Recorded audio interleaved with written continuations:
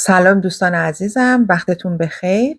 میخوایم با هم این کلاه هودی زیبا رو ببافیم که برای بافتش من از کاموای صدف جانان یا حالا صدف کنان استفاده کردم و قلاب شماره 4.5. برای بافتش ما ابتدا به اندازه این قسمت که دور سرمون زنجیره میزنیم که من حالا در ادامه فیلم بهتون نشون میدم چجور اندازه بگیرید و بعد این قسمت که بافته شد قسمت پایینش بافته میشه. بریم با هم این کلاه هودی زیبا رو ببافیم. وقتی که زنجیره زدید به این صورت دور سرتون قرار میدید و به هر بازی که دلتون خواست اندازه میزنید. کوتاه‌تر یا بلندتر از این هم میتونید. هر چقدر که خودتون مایل هستید میتونید زنجیره بزنید. خب برای بافت این کلاه هودی ابتدا یه گره خفت میزنیم. یه مقدار نخم اینجا اضافی بذارید که اگر زنجیره هاتون کم و زیاد شد خواستید زیادش کنید نخ داشته باشید. یه گره خفت میزنیم و شروع میکنیم به زنجیر زدن و همینجور که در ابتدای فیلم بهتون گفتم به اندازه‌ای که دور سرتون رو میگیره زنجیره میزنید. خب من زنجیره میزنم و برمیگردم. خب من زنجیره ها رو زدم و شروع میکنم به بافت پایه بلند. به چه صورت؟ ببینید روی این زنجیره رو میگیرم 1 2 تا زنجیره میزنم که با احتساب این زنجیره بشه 3 تا و میام توی زنجیره 4م یه دونه پایه بلند میبافم. دوباره نخ دور قلاب، زنجیره بعدی، یه پایه بلند دیگه، زنجیره بعدی، یه پایه بلند دیگه و به همین صورت توی هر کدوم از این زنجیره ها یک دونه پایه بلند میبافم تا برسم به پایان رنگ. خب ببینید خانم‌ها تعداد زنجیره هایی که زدیم فرقی نمیکنه که فرد یا زوج باشه. برای من 123 تا زنجیره شد. خب زنجیره آخر رو که بافتم یه زنجیره میزنم، دستم رو برمیگردونم، ببخشید معذرت میخوام، 2 تا زنجیره میزنم، دستم رو برمیگردونم. ببینید شما میتونید به جای این پایه بلند 3 تا زنجیرم بزنید، ولی 2 تا زنجیره برای من بهتره چون 3 تا زنجیره ارتفاع کارم رو بلندتر میکنه و میام دوباره روی سر هر کدوم از این پایه ها یه دونه پایه بلند دیگه میبافم تا برسم به پایان رج و در بافتم نه هیچ پایه ای رو کم میکنم و نه اضاف میکنم. روی 123 تا پایه 123 تا پایه دیگه میبافم تا برسم به پایان رج. خب من تا انتهای رج بافتم. حتما حواستون باشه که این زنجیره‌ای که اول کار زدیم و حتما ببافید. برای که اشتباه نکنید حتما تعداد پایه هاتون رو بشمارید. خب ببینید من حالا میخوام این قسمت رو خب برای لبه کلاه بلند 3 تا زنجیرم بزنم، ولی 2 تا زنجیره برای من بهتره چون 3 تا زنجیره ارتفاع کارم رو بلندتر میکنه و میام دوباره روی سر هر کدوم از این پایه ها یه دونه پایه بلند دیگه میبافم تا برسم به پایان رج و در بافتم نه هیچ پایه ای رو کم میکنم و نه اضاف میکنم. روی 123 تا پایه 123 تا پایه دیگه میبافم تا برسم به پایان رج. خب من تا انتهای رج بافتم. حتما حواستون باشه که این زنجیره‌ای که اول کار زدیم و حتما ببافید. برای که اشتباه نکنید حتما تعداد پایه هاتون رو بشمارید. خب ببینید من حالا میخوام این قسمت رو خب برای لبه کلاه روی هم قرار بدم. خب این برای من یکم کوچیکه، یعنی دوست دارم که این لبه این کلاه هودی من پهن‌تر باشه. شما اگه دوست داشتید همین اندازه همینجا کافیه و ادامه بافت رو با من ببافید. اما اگه دوست داشتید که مثل من پهن بشه یک رج دیگه دوباره روی این ببافید. خب دوباره من میام 2 زنجیره میزنم، دستمو برمیگردونم، این 2 زنجیره میشه پایه اولم و از پایه دوم شروع میکنم به بافت پایه بلند. یک رج دیگه من روی پایه بلندام میبافم تا برسم به انتهای رج. خب ببینید دوستان، من 3 رج بافتم. خب اگر بخوام با متر هم براتون اندازه بگیرم حدود تقریبا 4 سانت شده. خب حالا شما اگه دوست داشتید میتونید حتی این لبه رو اینجوری که ببینید این لبه کلاهمونه، میخوایم از توش بند رد کنیم، حتی میتونید پهن‌ترم بکنید، میتونید حتی یک رج دیگه روش ببافید. این دیگه بستگی به خودتون داره. اینجور دولا روی هم قرارش بدین ببینید دوست دارین اندازه‌شو یا نه. برای من این اندازه خوبه دیگه. 3 رج من بافتم. خب باز بستگی به ضخامت کامواتون و دستتونم داره که چجور ببافین و این پهناش چقدر بشه. خب بعد میام ببینید این 2 رو روی هم قرار میدم. یک طرفش پایه هایی که بافتم، یک طرف زنجیره هست، زنجیره اولیه که زدم.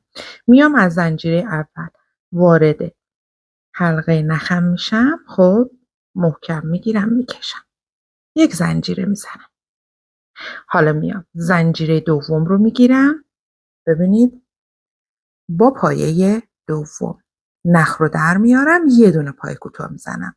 بچه‌ها ببینید این زنجیره اول رو اگر حس میکنید ممکنه اشتباه کنید، این میشه پایه اولمون، حتما مارکر بزنید که برای برگشت روش رو ببافید، اشتباه نکنید. خب حالا زنجیره سوم، پایه سوم، یه دونه پای کوتاه میبافم. حتما هم پای کوتاه ببافید بچه ها، بست نبافید چون میخوایم رج دیگه روش پایه ببافیم. دوباره زنجیره چهارم، از این بر پایه چهارم، نخ رو در میارم، یه دونه پای کوتاه.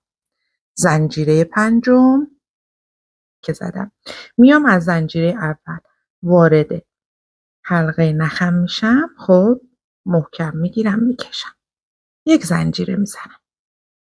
حالا میام زنجیره دوم رو میگیرم، ببینید با پایه دوم نخ رو در میارم، یه دونه پای کوتاه میزنم. بچه‌ها ببینید این زنجیره اول رو اگر حس میکنید ممکنه اشتباه کنید، این میشه پایه اولمون، حتما مارکر بزنید که برای برگشت روش رو ببافید، اشتباه نکنید. خب حالا زنجیره سوم، پایه سوم، یه دونه پای کوتاه میبافم. حتما هم پای کوتاه ببافید بچه ها، بست نبافید چون میخوایم رج دیگه روش پایه ببافیم. دوباره زنجیره چهارم، از این بر پایه چهارم، نخ رو در میارم، یه دونه پای کوتاه. زنجیره پنجم،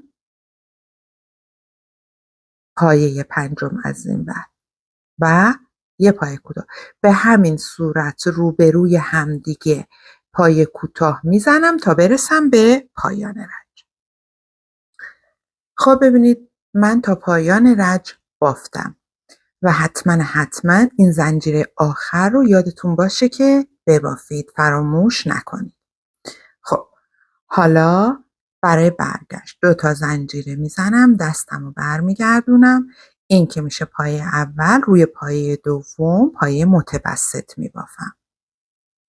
نخ دور قلاب، پایه سوم، پایه متوسط، نخ دور قلاب، پایه چهارم، پایه متوسط و به همین صورت پایه متوسط میبافم تا برسم به پایان رج. من ببافم تا پایان رج بهتون نشون بدم.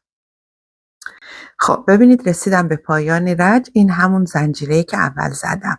خب پایه اول رو که زنجیره زدم مارک کردم که اشتباه نکنم.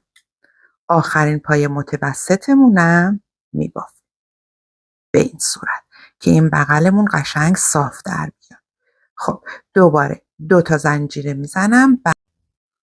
خب دستمو برمیگردونم، این پایه اوله، از پایه دوم شروع میکنم به پایه متوسط بافتن و ببینید بچه‌ها هر 2 تا لوپو با هم دیگه میگیرم، نخ دور قلاب، هر 2 تا لوپو با هم دیگه میگیرم، گندمی رو کامل میگیرم و پایه متوسط میبافم. خب این بافت رو بچه‌ها به همین صورت، به صورت رفت و برگشتی ادامه میدم تا برسم به یه جایی روی سرم که از اونجا باید بالای سر رو گرد کنم. خب بدون هیچ کاهش یا افزایشی من میبافم و ادامه بافت رو در خدمتتون هستم. خب دوستان، من بافت خودم رو انجام دادم تا حدود تقریباً 23.5 سانت شد. خب حالا کشسانیش هم که در نظر بگیرم ممکنه تا 24 هم برسه. شما میتونید برای بزرگسال تا 25 سانت این رو هم ادامه بدید. خب حالا دیگه این بلندی گفتم که دست خودتونه، روی سرتون امتحان میکنید. حالا این رج من میخوام ببافم، دانه هام رو میشمارم، تقسیم بر 2 میکنم. اگه خاطرتون باشه من 23 تا دانه داشتم. 23 تا دانه رو من میام تقسیم بر 2 که کنم میشه تقریبا 62، یه دونه هم برای وسط میبافم. 62 تا دانه میبافم تا برسم به دانه وسط. من میبافم بهتون نشون میدم.